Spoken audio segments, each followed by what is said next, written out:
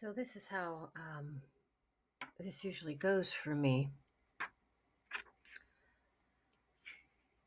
I'll do my journaling and I start writing. And I'm going to share today's with you. What I have learned to do is talk to text and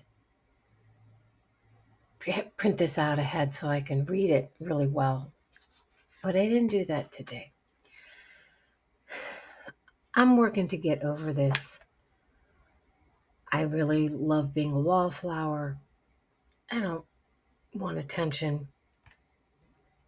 But I have things that are shared with me from my higher self, from my guides, from love. And that's important to me to get that out.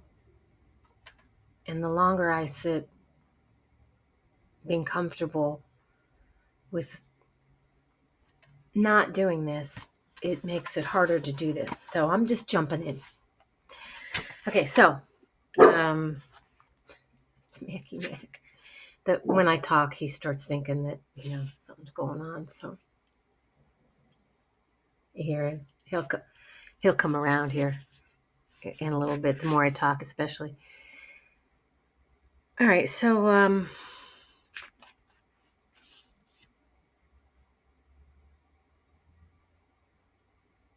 it is your own choice to follow God, the Most High. Whatever you call or name, you use it. Or the ego. The ego is a deceiver, a trickster. Know the ways of the ego, to be aware. See it for what it is. You cannot shun it. It's a part of your human existence, your human experience. The need is not for you to stop being human. It's for you to learn how to be humane with one another, to follow my law. I put it in you. Walk in my ways. Keep this in your heart. You cannot hide your heart from I. Ask your brother and sister, do you intend I harm? Stay in honor. Seek remedy. We do this because you are your brother's keeper. What you think or wish on him, you bring upon yourself. Judge not, lest you be judged. If your brother or sister does not forgive you, forgive yourself. And so it is. Walk in the ways of I. The law of one. And then I wrote, because when I'm communing like this, I am full of such gratitude. It's a wonderful place to sit and to dwell in that peace and that love with your Creator. And so I wrote, I love you. And it would help to give some context to how this, where I'm sitting at the time this morning when I'm doing this journaling. I have those around me now that I have been extricating myself from. And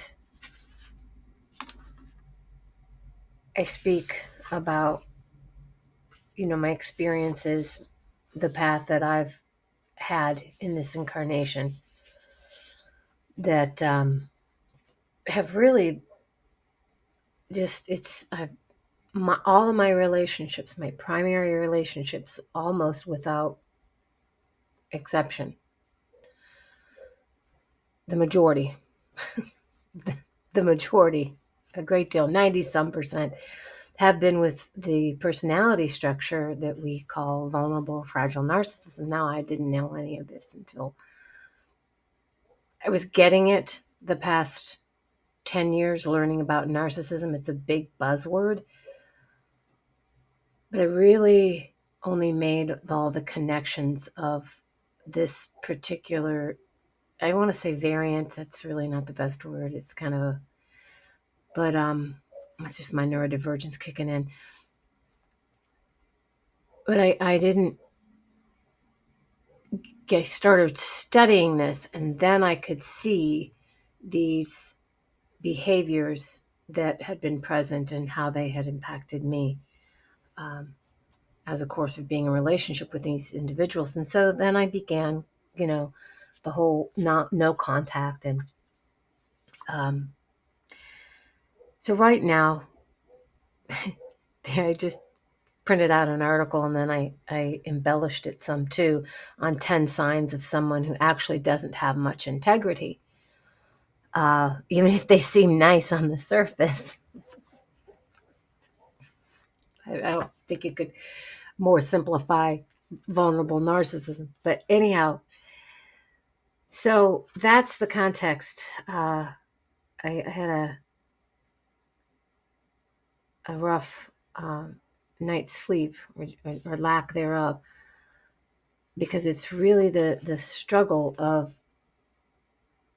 being a spiritual being. It's not coming into form and then working on relationships with other, which there is no other, we're all one, and waking up to that reality and changing our reality to one that is conducive to what we are.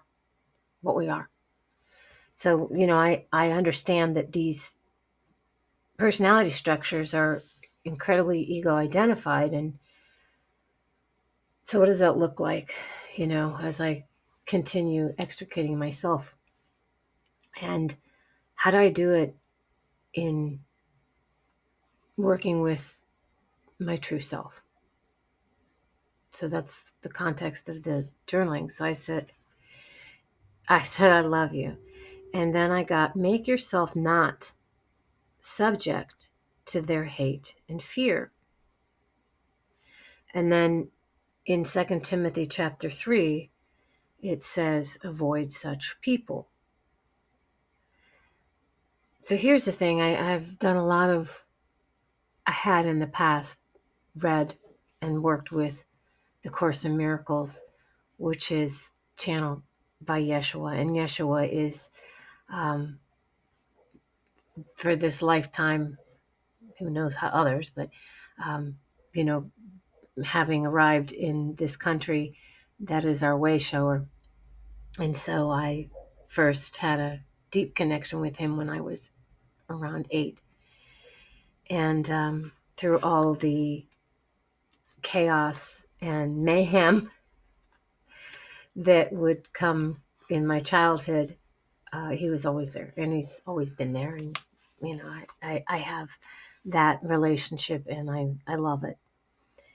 So in working with the Course in Miracles, I learned a lot about ego. And we're in this world, but not of it. So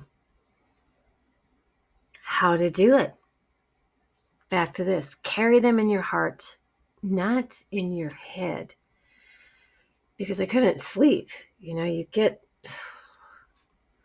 really, to be honest, their egos trigger mine. And I'm working to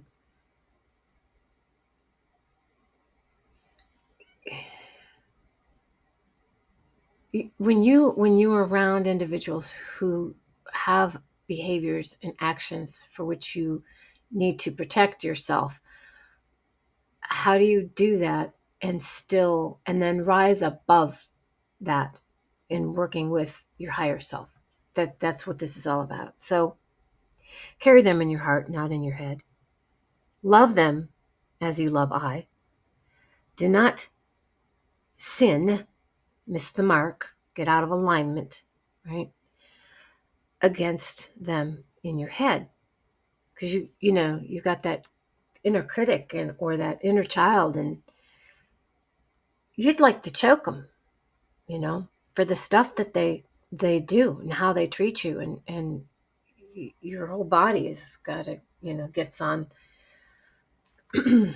We carry lifetimes of neglect, abuse in our bodies.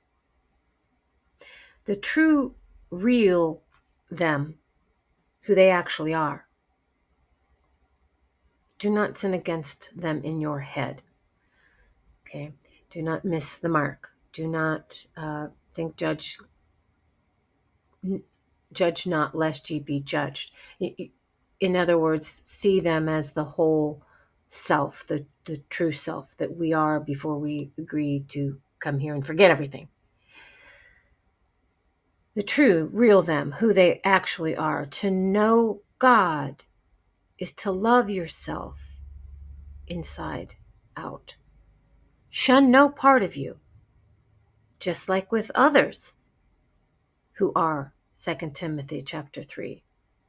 Do not keep this fault of separation in your head. Keep the love as one in your heart. So I guess it would just be helpful to go ahead and read this section that I've quoted a couple times.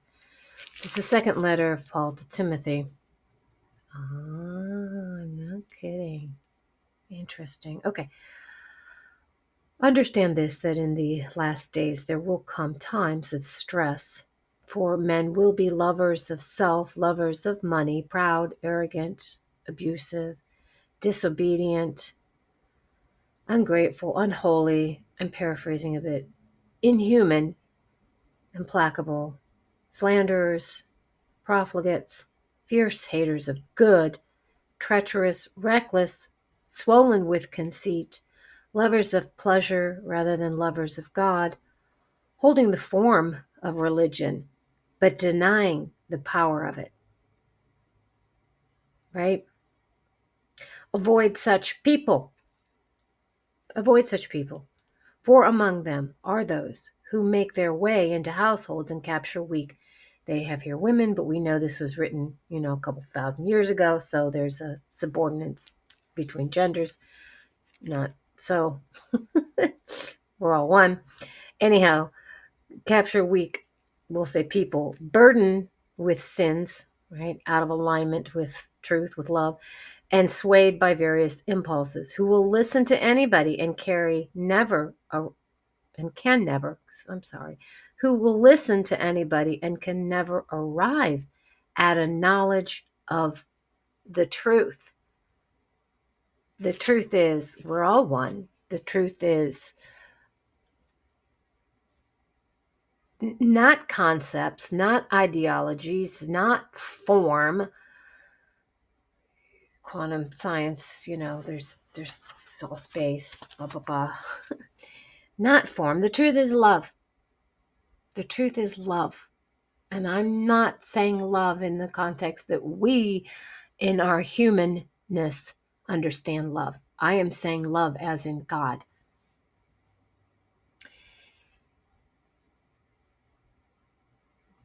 Do not keep this fault of separation in your head. Keep the love as one in your heart. So it's being in the present, dealing with the other that cannot, they're coming from this space. Here's 10 signs someone actually doesn't have much integrity.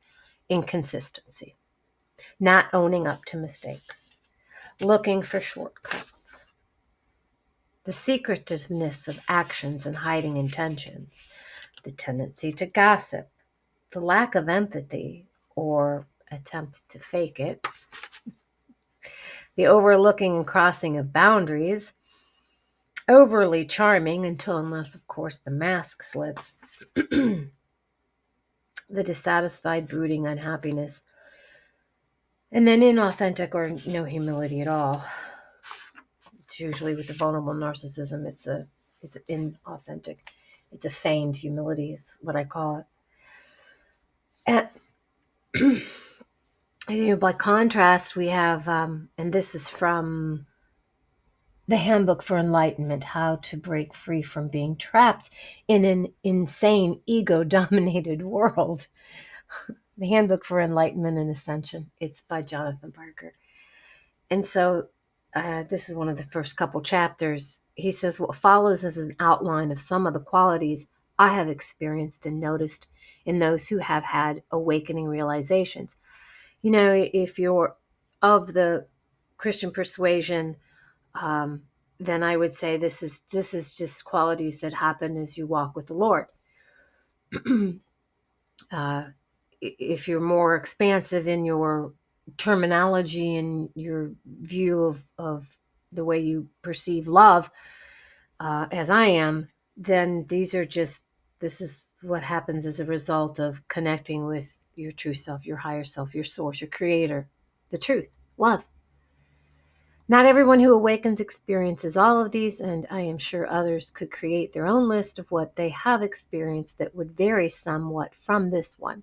This list is not exhaustive, nor is it my intent to elaborate here on each item, but I'll discuss them in more detail later in this book. Very good book. If you're here watching this, I recommend this book. I really enjoy it. Of course, I'm an information junkie, and I've read hundreds upon hundreds of books my lifetime, this incarnation. Who knows about others? Nor is it my intent to elaborate here on each item, but I'll discuss them in more detail later in this book. I merely want to enumerate them here for you as a roadmap of the territory ahead. They're not in any particular order, but points 1, 2, and 3 are what most people think of as enlightenment. 1, you have a sustained awareness of being one with the source or God and all creation. Separation vanishes. This does not mean being spaced out or non-functional, but having an integrated awareness that is always present while having an awareness of being aware. You are self-consciously aware of being an aspect of a much larger whole. 2, consciousness sense that you are an individualized expression of creation, similar to the way a wave is an aspect of the ocean and is one with the ocean.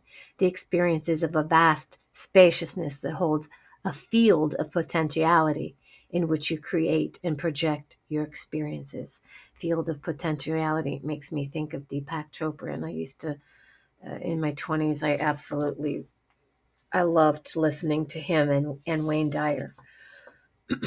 And then the similar to the way a wave is an aspect of the ocean and is one with the ocean. This reminds me of that Rumi quote, who I had first heard from listening to Dr. Wayne Dyer.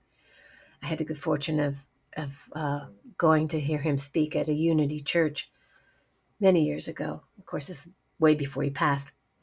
But that quote is, okay, it's gone. It's a Rumi quote. Most people know it. If you don't, it's you are not a wave in the ocean. You are the ocean in a wave. Something like, I probably butchered that. But 3, you have an automatic and sustained awareness of always being in the present moment without trying to be in the present moment. 4, you have a still, quiet, and peaceful mind. There are no unintentional or uninvited thoughts. 5, you have a feeling of being deeply in love with life. 6, you have a complete sense of well-being, and everything will work out for you. Every day is wonderful. In fact, there is even a feeling of inner playfulness and joy, and sometimes amusement or laughter at the absurdity of situations that some choose to regard as serious.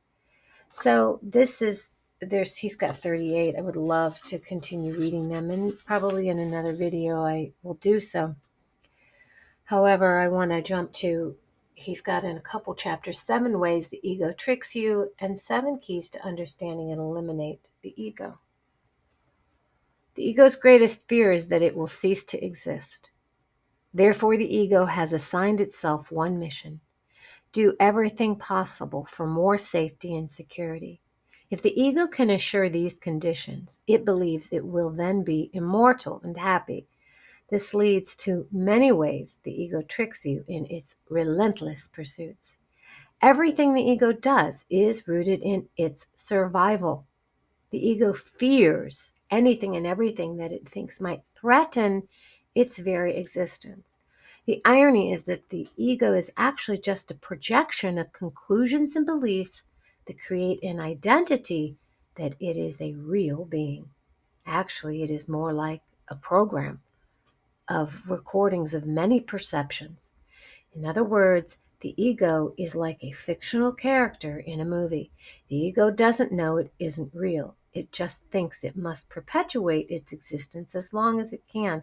So it has a bag of tricks it uses to convince you that you are the ego, and that's all that you are. It has a variety of creative ways to trick you. And then I'm going to read these, but I want to stop here and say, so this is what, when you're dealing with an individual who is so identified with their ego as self, the false self, that this is what that's why they'll act irrationally. And their behavior is what it is, because they are so trapped in this. And so these experiences of these individuals, these behaviors and being affected by them are not all for naught. N-O-T, not all for naught, N-A-U-G-H-T. There's purpose to them. And that's what I'm here to share with you, my experiences, because when we realize our value and our worth, they treated me as less than. That's what's coming from their mindsets, their victim mentality, right? This is macro and micro.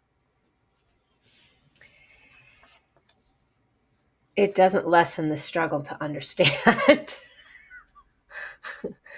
You very much want to walk away and distance yourself from these individuals. However, you got to do it with love and compassion and understanding. I'm not denying that you need to, in certain aspects, protect yourself, right? I mean, you get on the internet and you see all that's the buzz about narcissism, and we can really villainize these people, and understandably. However, we're all one. So if we're to ascend and rise above this, then surely this makes sense, you know. Trick number 1, your emotions are proof the ego is real. Trick number 2, reality is what your senses experience. Trick number 3, if you accumulate more, you will be safer and exist forever. Trick number 4, fear, anger, and guilt lead to greater security. Trick number 5, if you are more spiritual, you'll be more safe and more happy. Trick number 6, suffering leads to spiritual rewards. Trick number 7, it is somebody else's fault causing you to suffer. 7 keys to understanding and eliminate the ego. 1, the ego is not bad. It simply has virtually no access to permanent solutions. Key number 2, the ego is composed of judgments and distorted beliefs about every experience. Key number 3, the ego believes that more is better and safer. Key number 4, the ego is driven by needs. Key number 5, the ego strives for immortality. Key number 6, the ego projects that everyone is a potential threat. Key number 7, the ego keeps people hypnotized and asleep. So I have compassion for these individuals, and I have compassion for me. I have always been one that tends towards focusing on understanding in order to move beyond, transcend, and not get lost in judgment. However, there is the cause to understand what we're up against in ourselves and the other that is in so much pain because they're not, you can't make them aware of this. They the very thing that they cling to is destroying them. So that's, I'm going to stop here for now. I'm learning how to do video editing, so this might not even make the cut as a one whole video.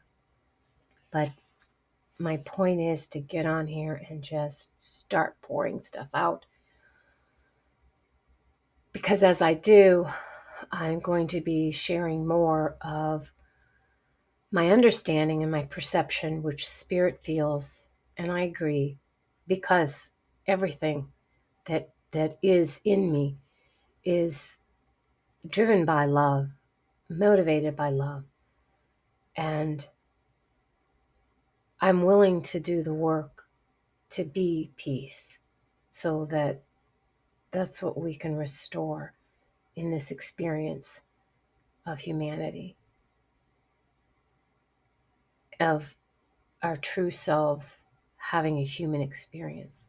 The answer is to, it's like that came across in there in the message today, the journaling.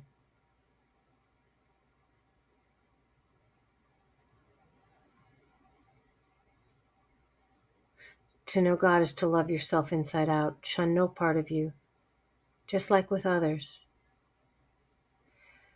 who are what you want to avoid. Do not keep this fault of separation in your head. Keep the love as one in your heart. That's not what I wanted to read, and I don't know where it's at. And this doesn't have, I'll probably have to splice that together. Thank you so much. Let there be peace on earth, and let it begin with me.